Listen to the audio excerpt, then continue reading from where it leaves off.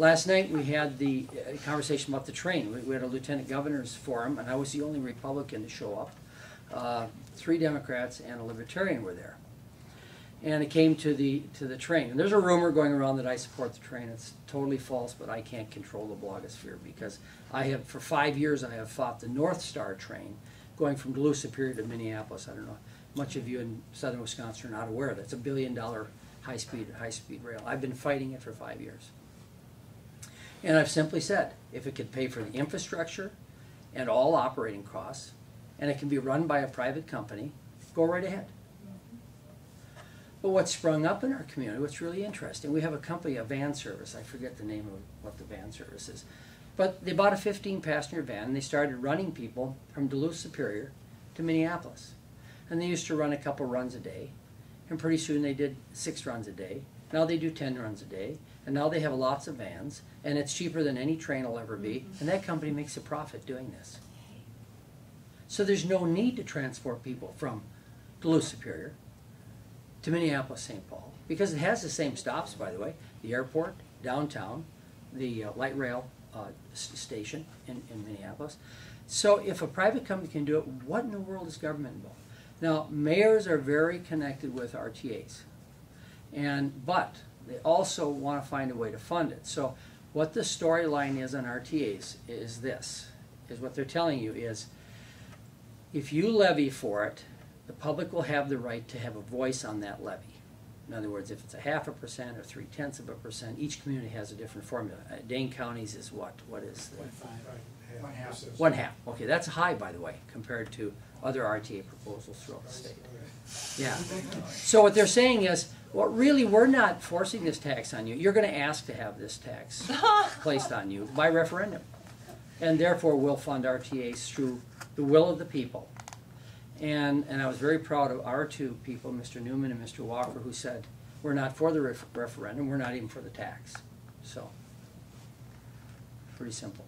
Let me ask a follow-up to that. Yeah. One of the concerns that this group has had about RTA bodies is that they are unelected and unaccountable. Yes. We therefore view them as unconstitutional because they amount to taxation without representation. What do you see as the role of the governor's and lieutenant governor's office in reducing unelected, unaccountable bodies in this state, and what are the steps that can be taken to achieve that? Because there are many of them. Well, by the way, our bus system in Duluth Superior is an unelected group. It's a private company, by the way, that is paid. The federal government funds them to run transit in Duluth Superior, and they can raise rates on their own. Now, they say they're raising fares. Okay, they're raising the fare, the cost to get on the bus. Actually, they're not. If you're paying for 90 cents out of every dollar on that transit, and they raise the cost of operating that system, 90 cents out of every dollar comes from taxes. So an unelected, unaccountable organization raises your taxes without your say-so. Oh, they hold public hearings, you know, and people show up, and they protest, and the increase still goes in.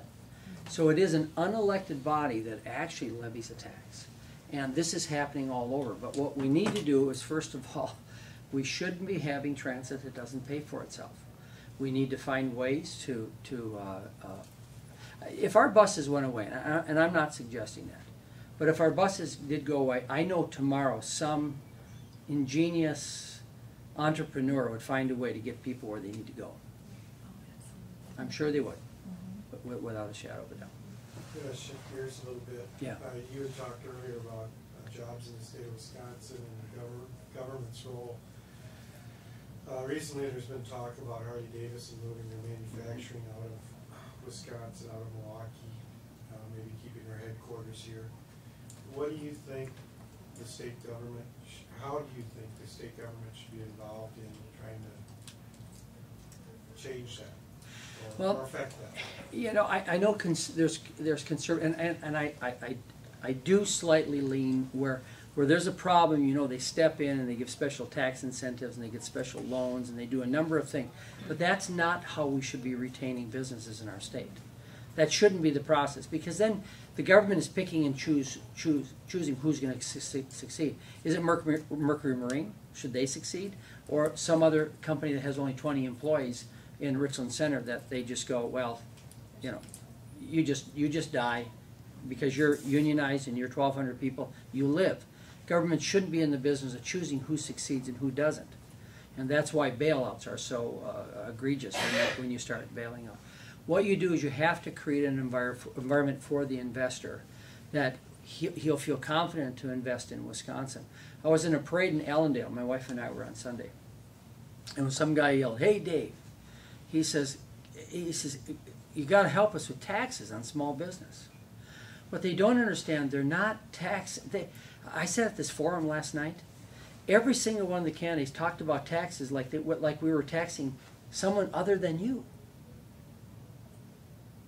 But every tax comes out of your pocket, no matter how that tax is levied. Whether it's against some business, you pay it. You know, I was in business. Every tax I paid went off my Schedule C, right? It's an expense. Who pays that Schedule C? My customers. And for some reason, the other side doesn't get this. Combined reporting is a very good example of how you can chase a lot of very big multi-state location business out of the state.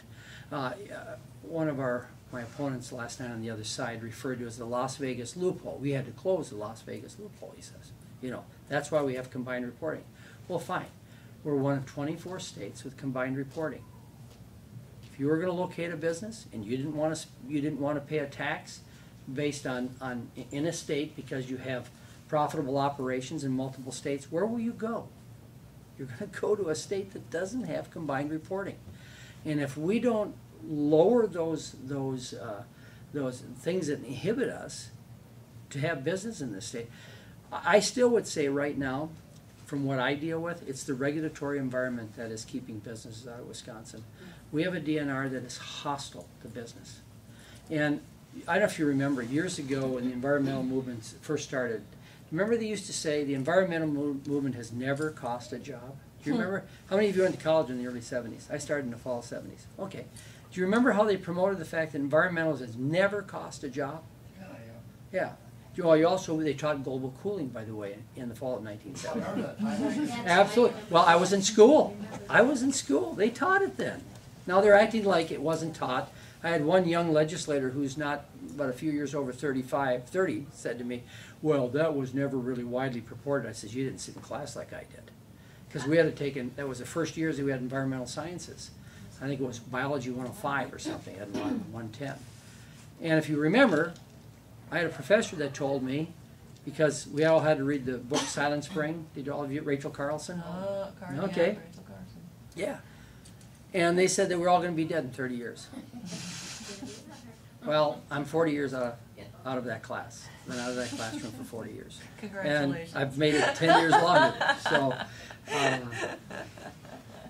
the regulatory environment and the heavy-handedness of the DNR by slowing down permits, not allowing certain activities, not taking into account that we have different topography in the state is just sheer foolishness. And by the way, it is costing jobs.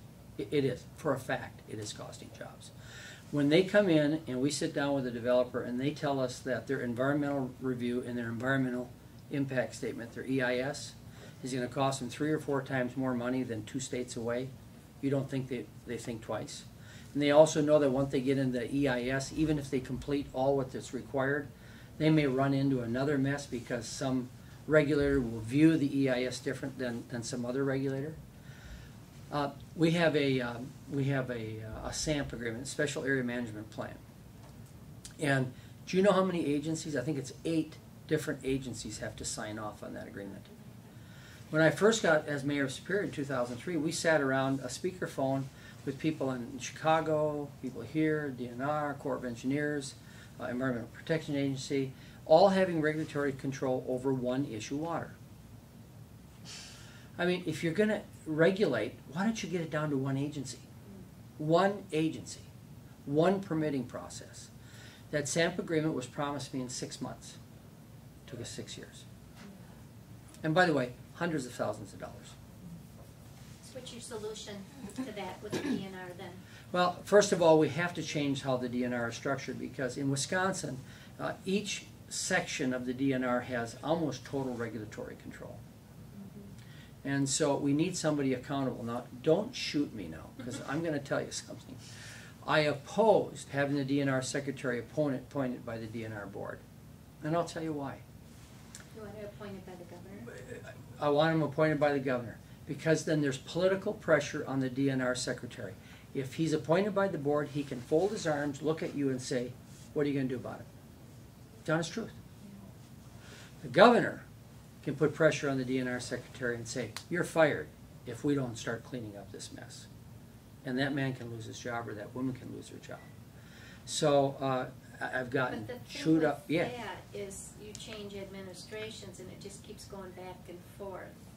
Because I've seen that happen. Yes. You know, you all of a sudden you ease up on restrictions, which is fine, and then get a different governor in, and if you appoint that person, the DNR secretary, then it goes to that, the governor's whim on that. So it just kind of keeps going back and forth.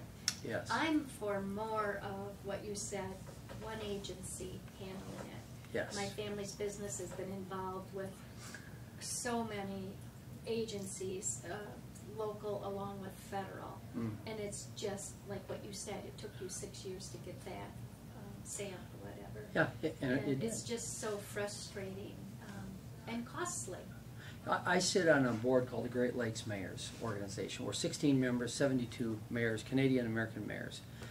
And the Great Lakes Water Quality Agreement is coming up for renegotiation. It's a treaty. It's not a treaty, but it is a treaty, and I won't go into all the details about that. But it's an agreement between the United States and Canada about how we use our water in the Great Lakes.